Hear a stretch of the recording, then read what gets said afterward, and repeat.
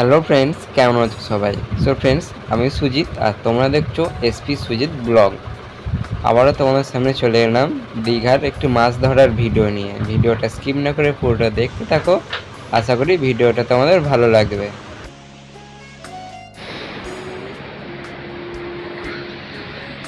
দেখ এখানে কত ছোট ছোট ঝিনুক, তারা মাছ সব একদম উঠে আছে জলে।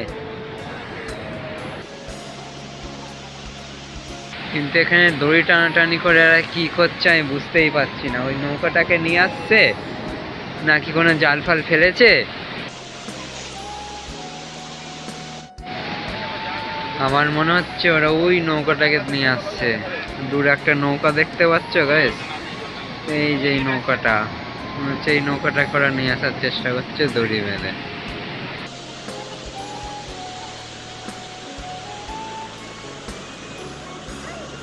আমি ফার্স্টে কি ভেবেছিলাম জানেন? আমি ভেবেছিলাম যে দূরে যে নৌকাটা আছে এই নৌকাটাকে হয়তো ওরা দড়ি বেঁধে নিয়ে আসছে। জলের স্রোতে হয়তো নৌকাটা আসতে পারছে না, তাই জন্য দড়ি বেঁধে নিয়ে আসছে। কিন্তু পরে এখানকার লোকজনদের জিজ্ঞেস করে জানতে পারলাম ওরা নাকি জাল টানছে।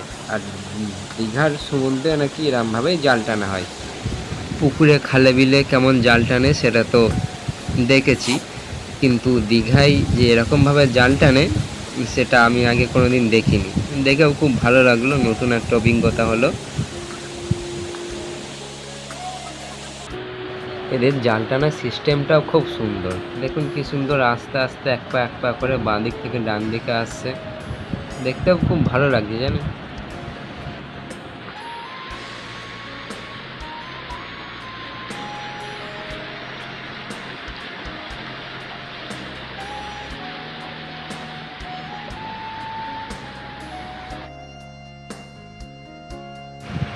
আমি এখানে প্রায় 1 ঘন্টা ধরে দাঁড়িয়ে আছি জালে কি কি মাছ উঠেছে সেটা দেখবো বলে, কিন্তু সেই আশাটা আমার আর পূর্ণ হলো না। মন খারাপ নেই, রুমে চলে আসতে হলো। রুমে এসে হাত মুখ ধুয়ে একটু ফ্রেশ হয়ে নিলাম, তারপরে সকালের জলখাবারটা খেয়ে একটা অটো ভাড়া করে বেরিয়ে পড়লাম সাইট সিন দেখতে। ইচ্ছা আছে একটু শুটিং স্পট যাব আর তার সাইডটা ঘুরে রেখে তারপরে রুমে এসে সমুদ্রে একটু স্নান করবো, তারপরে বিকালবেলা আবার ওল্ড দীঘায় যাবো। তার সাইডে নেমেই চলে গেল একটা চশমার দোকানে চশমা কিনবো, কিন্তু চশমাগুলোর যা দাম বলছে দাম অনুযায়ী জিনিসের কোয়ালিটি অতটাও ভালো না। এইটা বেশি ভালো লাগছে। এটা কোয়ালিটি ভালো, এটা কালার ভালো। এইটা বেশি ভালো লাগছে। এইটা তো চশমার দোকানে অনেক ঘুরে ঘুরে ফাইনালি এই চশমাটা নিলাম। আমার যদিও ফাইবারটা পছন্দ ছিল, কিন্তু বৈশাখী আর বুলটিদের তো এইটাই পছন্দ ছিল, তাই জন্য ওদের পছন্দেই চশমাটা কিনে নিলাম। তো তোমাদের চশমাটা কেমন লাগছে অবশ্য কমেন্ট করে জানিও। তো দুজনে এক চশমা ঋতু নিলাম, দুজনে এক চশমাই আমাদের পড়লো 80 টাকা করে, 160 টাকা বলেছিল। তো আমরা দুটো চশমা 150 টাকাতে চশমা দুটো নিলাম। এই যে নিচে বাইকগুলো দেখছেন, এই বাইকগুলো ভাড়ায় দিচ্ছে তালসারি থেকে মোহনার দিকে যাওয়ার। কিন্তু ভাড়াগুলো এত বেশি, পার হেড 200 টাকা করে বাইকের ভাড়া। আর আমরা ছিলাম অনেক কজন, প্রায় 5-6 জন। যেতে গেলে আমাদের প্রায় 1,500 টাকার কেস ছিল, তাই বাইক রাইডটা ক্যান্সেল করে দিলাম।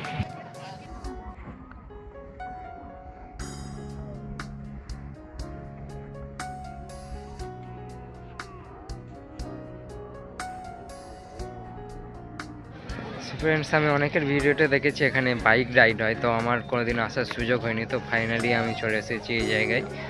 কিন্তু আমরা বাইক রাইড নেবো না, কারণ আমার বাইকের হাত দক্ষম নয় অতটা। তারপরে এরা পার হেড 200 টাকা করে চাইছে। তো আমরা অনেক কজন আছি, চাপতে গেলে এখানে আমাদের প্রায় 1,000-2,000 টাকা চলে যাবে। তো বাইক রাইডটা আমি এখন অ্যাভয়েড করছি। সাইড সিনগুলো এখন ঘুরে নিই তার সাইডে, তারপরটা দেখা যাবে কি হয়। লা লা লা লা লা লা লা লা লা লা।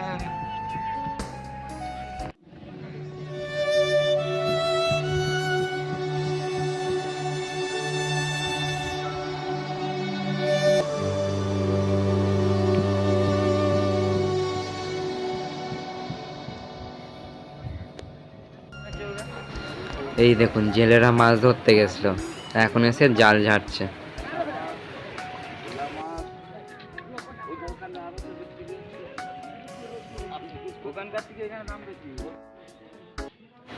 এখানে এসে দেখি চীনামাটির খুব সুন্দর সুন্দর ঘর সাজানোর জিনিস, ভান্ডার, ধূপদানি, ফুলদানি, অনেক কিছু বিক্রি হচ্ছে। তাই আমরা একটা ফুলদানি নিলাম। গোলাপি এইটা তাহলে সবুজ সবুজ কেন? হ্যাঁ, ওই হলুদ হলুদ তো নিতে হবে। কোনটা? এটা ভালোই লাগছে।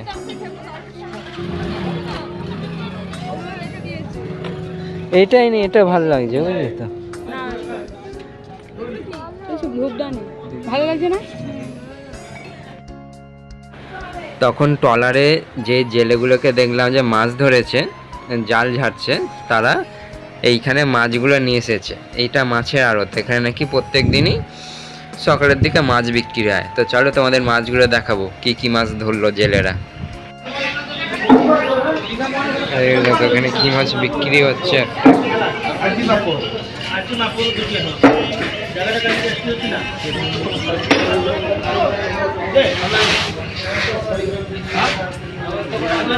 এই বাবা সেই এই মানে ভালো লাগে কি মাছ? এই মাছটা ভালো। হ্যাঁ, হ্যাঁ কি মাছ বলো? প্রচণ্ড রোদ এখানে, আর কোথাও ঘুরবো না। এই রোদে ছেলেটাকে নিয়ে ঘোরাও যাচ্ছে না, তাই বললাম দুজনে মিলে দুটো আখের রস খেয়ে নিই। আখের রস খেয়ে এখন সোজা রুমের দিকে যাবো, বিকেলবেলা আবার ঘোরাঘুরি হবে। ঘুম থেকে উঠে একটু ঘুরতে বেরোলাম। আমাদের তো বাস ছাড়তে দেরি আছে, রাত্রি 10টায় বাস ছাড়বে। তো রুমে থেকে কী করবো, যাই একটু ওল্ড দীঘা থেকে ঘুরে আসি। তো চলো ওল্ড দীঘায় যাওয়ার পরে ভিডিওটা কন্টিনিউ করার চেষ্টা করছি।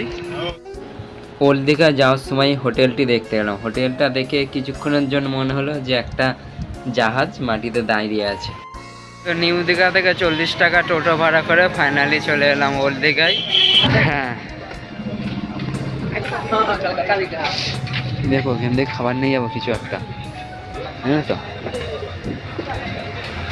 এইগুলো এইগুলো হালুয়া টালুয়া সব আছে। কাজু কেমন দাম দাদা? ভালো ভালো খারাপ আছে তো?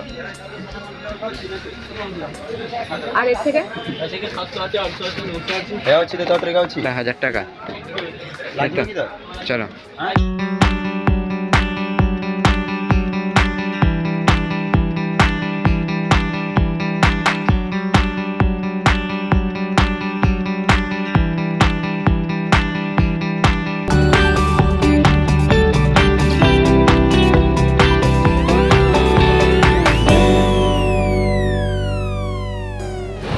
ওল্ড দীঘার দোকানগুলো ঘুরে চলে এলাম সমুদ্রের ঢেউ দেখতে। আর বিকেলবেলা সমুদ্রের ঢেউগুলো জাস্ট ফাটাফাটি লাগছে। সকালে তো এখন যেই পরিমাণে ঢেউ আসছে, সকালে সেরকম কোনো ঢেউই ছিল না।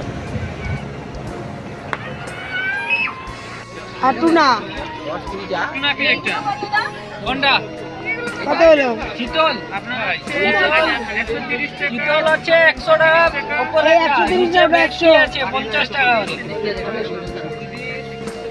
দেখ 430 হয়েছে। আর এই বড় বড়গুলো কত? 430, ওটা 100 টাকা। মাল আলাদা ছিল, 100 টাকা দেব একদম 100 টাকা। আমি আগে দাদা এটা 100 ওটা আমি কিন্তু আগেই